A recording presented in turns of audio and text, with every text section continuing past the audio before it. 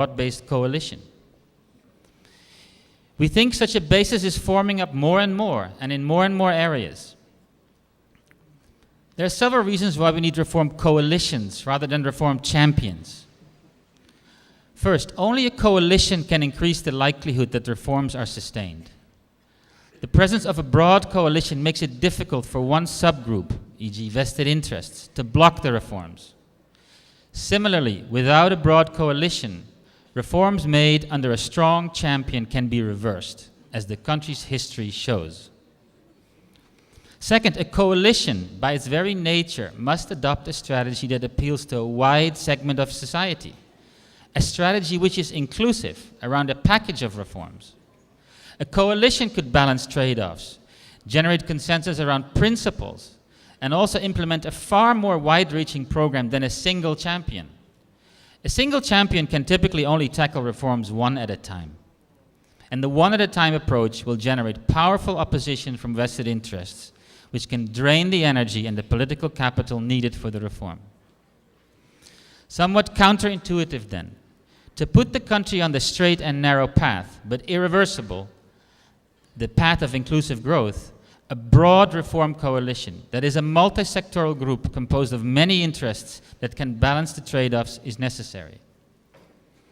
In this regard, since I am from the Netherlands, allow me to talk about the Dutch disease of the 1970s.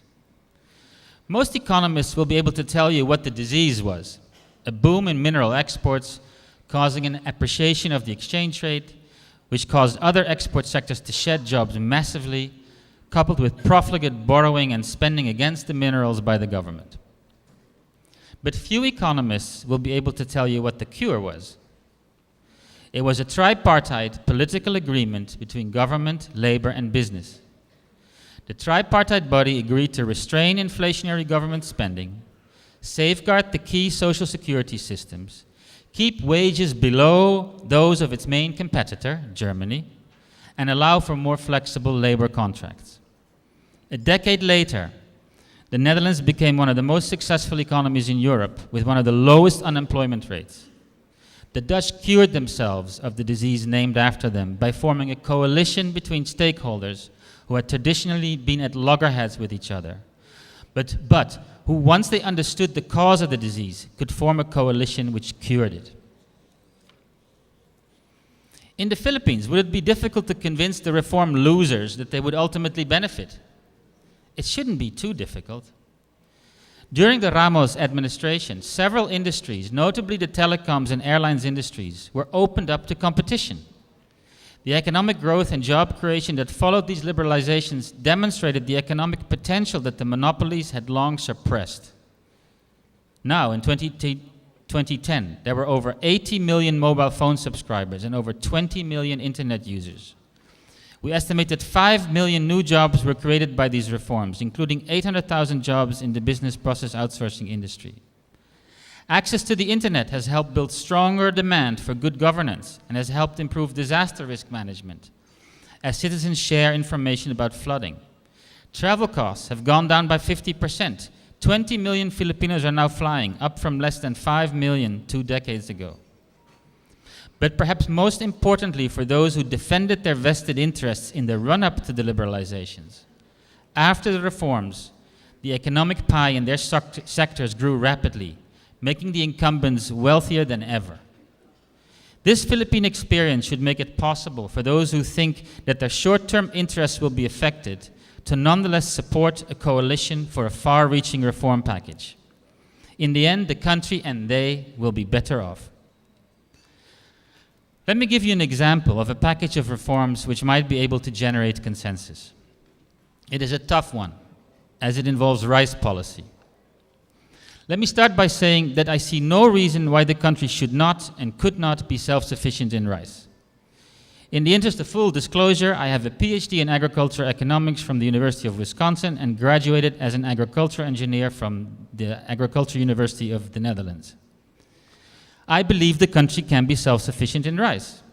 If we started to invest again in rice research, the country used to be world-class in this, provided good extension and other advisory services, improved irrigation, built farm-to-market roads strategically, assisted farmers with marketing and other business services, and partnered with them with agribusinesses, the country could be rice self-sufficient. But this is not the way we're going about it. Instead, there are restrictions on the importation of rice, letting the government decide when and how much rice to import. This creates uncertainty for the private sector, causing less investment than otherwise would have been the case. Once an import quota has been set, the government itself imports and issues licenses to private traders. The idea is that this scheme would make the country self-sufficient in rice. However, what is the outcome of this rice policy? Rice prices in the Philippines are far above world market prices. This hurts consumers, especially the poor. And because rice is such an important consumption item for the poor, it is one of the reasons why poverty in the Philippines is stubbornly high. Related to the high price of rice, our child malnutrition rates are a tragedy. And since rice prices are so much higher than our competitors, our wages have to be higher than theirs, hurting our manufacturers. Rice producers actually benefit little, as the higher prices are by and large not passed on to them. Finally, we all know what immense opportunities for rent-seeking and corruption this sort of importation scheme offers. And at the end of the day, the country is not self-sufficient in rice. So the way we're going about it is not working. What if the stakeholders, farmers, labor, business, government, civil society organizations sit together, not bilaterally with government, but as a group, together and discuss a reform package?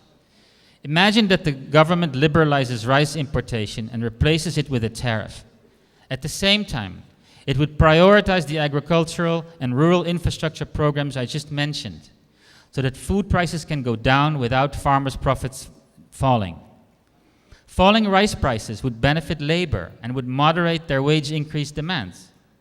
And agribusiness would partner with farmers to assist them with marketing and processing. Such coalitions could also form locally, focused on a particular area. The World Bank and the IFC are currently working with government and the private sector to see if we can bring agricultural jobs to Mindanao. I've highlighted agriculture, by the way, because without it, poverty will not be reduced at a substantial scale. There are few countries in the world which have reduced poverty without the help of agriculture. And these few countries could only do so because they created export manufacturing jobs at a massive scale and extremely rapid pace. The rest of us cannot neglect agriculture if we want to reduce poverty and take the pressure off of our cities. Another example. Informality of labor hiring is pervasive. At the end of 2012, 21 million Filipinos were informally employed, which is 75% of total employment. They need to be provided with better jobs. Now, would it be true that insisting that all labor contracts be permanent and protected, this would reduce informality? Look at the evidence from Europe. The stronger the protection of permanent contracts is, the higher the share of temporary contracts. Market forces produce this correlation. Europe has learned the hard way that if you suppress temporary labor contracts, it simply goes underground. The Netherlands, my country, used to have one of the largest underground illegal labor markets in the world. It got me through college. In the Philippines, these same market forces are at work. Since flexible contracts are strongly opposed by organized labor, these contracts go underground and become informal. So the coalition could agree on the following. Labor would agree to recognize valid forms of flexible contracts, making them now formal, while government would commit to providing universal social and health insurance at higher quality and co-finance with business, training and apprenticeships programs, including for disadvantaged groups and young workers. And in return for lower rice prices and flexible wage contracts for workers, businesses could support the idea of a level playing field for all. In exchange for less pressure on wage demands and more flexibility in hiring, organized business could support the principle of a level playing field, both between large companies and small businesses. It could stop the continuous lobbying for tax breaks and subsidies, agree to make all existing and new support measures temporary and automatically lapsing. It could propose, agree, and monitor clear, verifiable, and transparent performance criteria for those businesses which do receive a subsidy or a tax break. Business could support a simplified, uniform tax code and a set of business regulations to promote competition and encourage the growth of entrepreneurships for firms of all sizes. Businesses also need to fully support freedom of association and collective bargaining, commit to offering more training opportunities for workers, and to improve the link between wages and productivity. So these are 3 examples, areas of reform: rice policy, informality, and competition, which can be bundled together into a reform package, which in principle should be able to be sustained by a coalition, because its outcome, more and better jobs, would benefit all. Again, these reforms are nothing new, but now is the time to form coalitions around them and agree to implement them, because if not now, when? Let me end by listing a very recent example of a reform coalition which we think started a truly transformational activity, which could improve governance across sectors, government-wide. A few weeks ago, the government launched the Open Government and Open Data Initiative. On data.gov.ph, 650 datasets were made public, including budget data, customs data, and waterway pollution data. We would like to congratulate the coalition of government departments, business, private citizens, civil society, and development partners, which made this happen in less than 9 months. Successful implementation of agreements such as the ones outlined above will allow the country to restart agriculture and revive manufacturing, and create more and better jobs for all. We know the reform agenda. The Arrancada initiative contains an exhaustive list of reforms. The World Bank report on jobs also provides a summary. Many other policy analysts have over the years come up with an excellent list of ideas for specific reforms. What is needed now is for all of us to build coalitions, large and small, for jobs. Such coalitions can be at the national level between the traditional tripartite members, but expanded to include other stakeholders, such as informal labor and civil society organizations. Such coalitions can also be local in, say, a municipality, bringing key government departments together with the other stakeholders in business, labor, including informal workers and farming.